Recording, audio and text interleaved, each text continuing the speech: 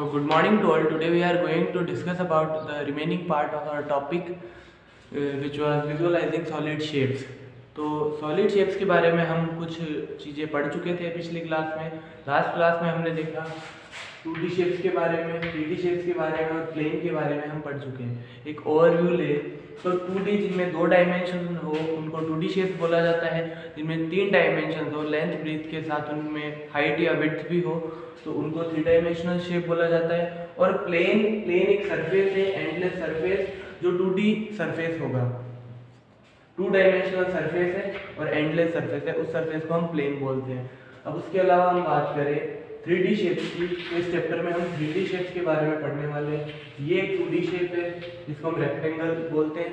अब 3D shape, जैसे हमारे पास ये 3D शेप है इसको क्यूबॉइड बोला जाएगा। अब इसके बारे में स्टडी करें तो इसके टोटल इस तरह के बहुत सारे रेक्टेंगल मिलकर एक क्यूबॉइड बनाते हैं। तो इस रेक्टेंगल को बनाने के लिए हमने सबसे पहले अगर चेक करें तो हमने 6 इस क्यूबॉइड को बनाने के लिए हमने 6 रेक्टेंगल काम में लिए। 1 2 3 4 5 एंड लास्ट पीछे वाला 6। जैसे हम एग्जांपल लें, जैसे ये एक डस्टर है मेरे पास, इसमें एक, दूसरा इसके पीछे वाला 3 4 5 एंड 6, टोटल 6 रेक्टेंगल मिलकर एक क्यूबॉइड बनाते हैं। अब इस क्यूबॉइड के बारे में स्टडी करें तो ये जो 6 रेक्टेंगल मिल रहे हैं, इन रेक्टेंगल को हम बोलेंगे फेस। ये जो पूरा एरिया है एक रेक्टेंगल का, इसको बोला जाएगा फेस। Is it clear? तो टोटल फेस की बात करें तो 6 फेसेस मिलकर एक क्यूबॉइड बना रहे हैं। अब जहां पर 2 फेस मिल रहे हैं, ये जो कॉर्नर है इनका, ये जो कॉर्नर है, ये जो कॉर्नर होगा, इस कॉर्नर ऐसे बहुत सारे कॉर्नर्स होंगे, 3 4 5 6 7 एंड 8 कॉर्नर्स होंगे टोटल। इन कॉर्नर्स को बोला जाएगा एजेस। तो टोटल एजेस हुए इसमें 8। और उसके बाद में जहां पे एज मिलते हैं, जहां पे ये एज मिल रहे हैं, 2 से ज्यादा किनारे मिल रहे हैं जिस पॉइंट पे, उस पॉइंट को बोला जाएगा वर्टेक्स। टोटल 1 2 3 4 5 6 7 8 वर्टेक्स होंगे इसकी।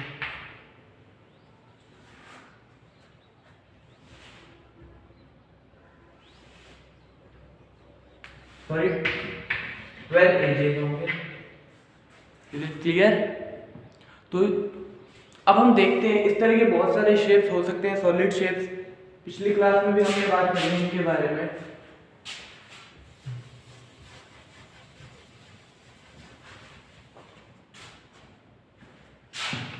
जैसे बात करें,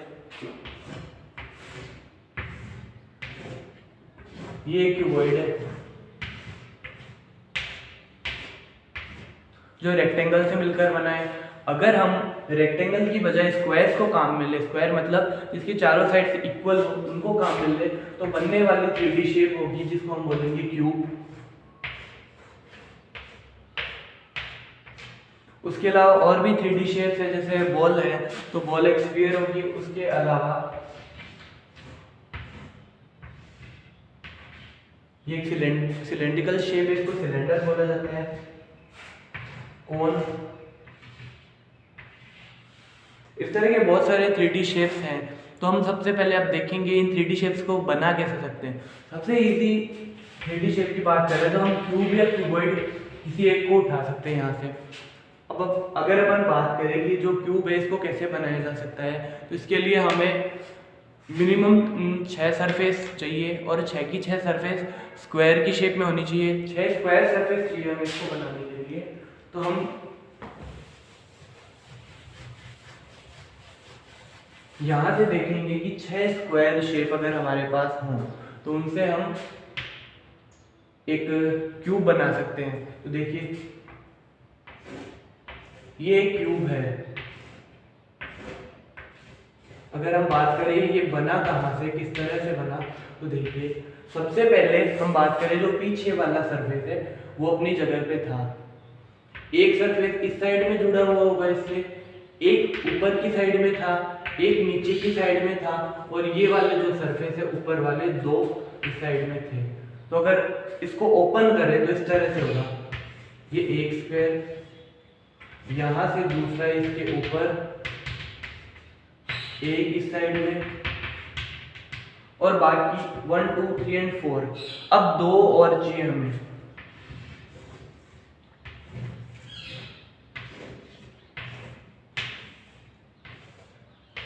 इन सबको जब हम ओपन करते हैं, जब क्लोज करेंगे वापस, तो कुछ इस तरह से ओपन बॉक्स बन जाएगा हमारे पास, खुला हुआ बॉक्स। अब अगर एक और हमारे पास स्क्वायर हो तो ये उसको ऊपर से भी पैक कर देगा।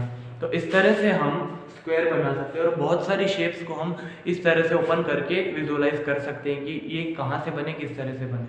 अब अगला पार्ट हम देखें इसका, तो इनको हम प्लेन पेपर पे किस तरह से बना सकते हैं, इजीली इनको एक प्लेन पे किस तरह से हम बना सकते हैं।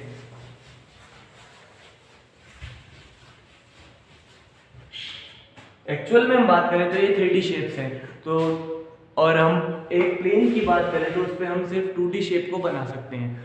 तो 3D शेप्स को भी प्लेन पे किस तरह से बनाया जाए, तो इसके लिए हम देखेंगे कुछ अलग अलग तरीके हैं।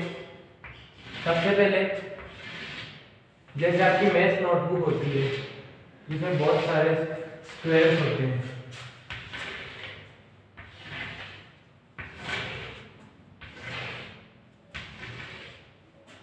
इस तरह से। अब इस तरह के पेपर पे हम इनको इजीली बना सकते हैं। इस तरह के पेपर को हम इस मेथड को हम बोलेंगे ऑब्लिक स्केच। यहां से देखिए, हमें अगर एक स्क्वायर बनाना है, या सॉरी एक हमें क्यूब बनाना है, तो सबसे पहले एक स्क्वायर लेना पड़ेगा।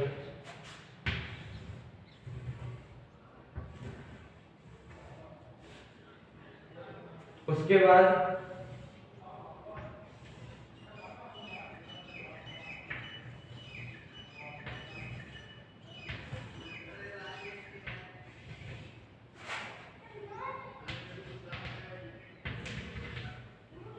इस तरह से हम ऑब्लिक स्केच को बना सकते हैं। इनको मैच करके उसके बाद हम ऑब्लिक स्केच बना सकते हैं। उसके बाद में दूसरा जो मेथड है,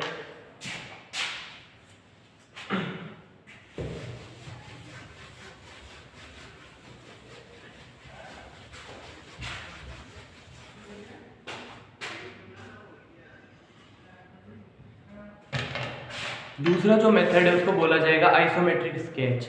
आइसोमेट्रिक स्केच में आपके पास बहुत सारे डॉट डॉट डॉट होंगे।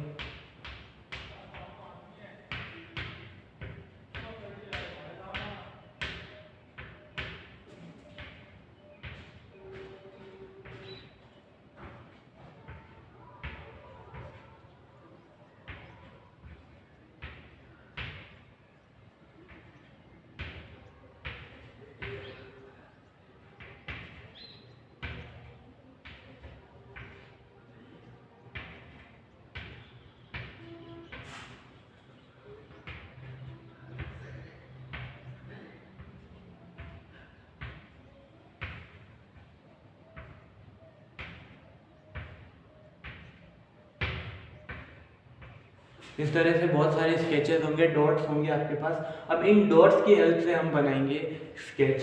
तो सबसे पहले हम कोई भी दो डॉट्स को काम में लेते हैं। यहां से हमने एक स्क्वायर बना दिया। अब इसके बाद में हम कोई भी दो अलग पॉइंट्स काम में लेंगे।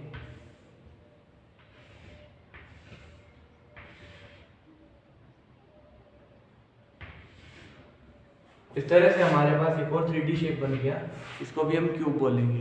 तो दोनों मेथड हमने देख लिए, पहला था ऑब्लिक स्केच और दूसरा है आइसोमेट्रिक स्केच। उसके बाद में हम देखते हैं